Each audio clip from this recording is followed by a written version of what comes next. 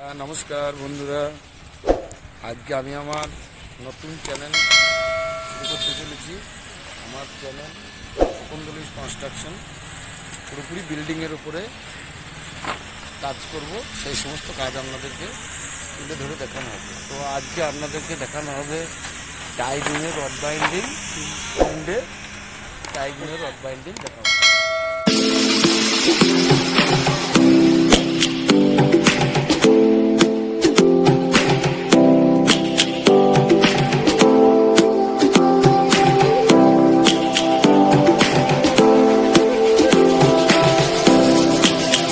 বন্ধুরা দেখুন, এখন আমার মিস্ত্রিরা তৈরি করছে, 6 ইঞ্চি করে এল করা হচ্ছে 16 রড।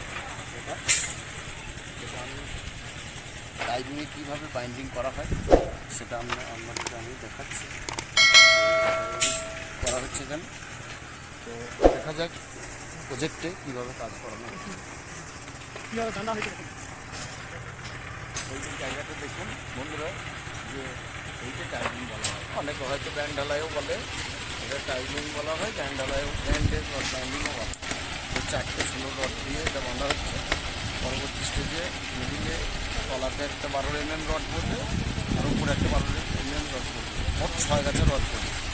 তো এই যে 6 ইঞ্চি করে এল করা হচ্ছে, এই এল করার সুবাদে আপনার বিল্ডিংটা পুরোপুরি চারিদিক থেকে টান ধরতে হবে, যা কোনো দিনও সরে যাওয়ার চান্স থাকে না।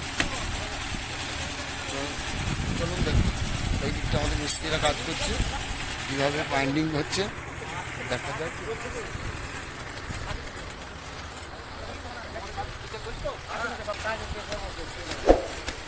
হ্যালো বন্ধুরা, দেখুন এখানেও এই ধরনের ওই প্রসেসেই এল করে বাঁধা হচ্ছে।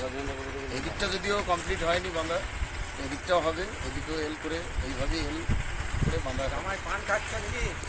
এই যে বন্ধুরা এইখানটা, এটাও কিন্তু মিডিল পর্যায়ে বিম, এটাও দুই দিক থেকে টান দেওয়া আছে, আর সেম 6 ইঞ্চি করে এল করা আছে। নিচেও 6 ইঞ্চি এল, ওপরেও 6 ইঞ্চি এল বাইন্ডিং করা আছে। হ্যাঁ, আর কলমের সঙ্গে জুড়ে দেওয়া আছে।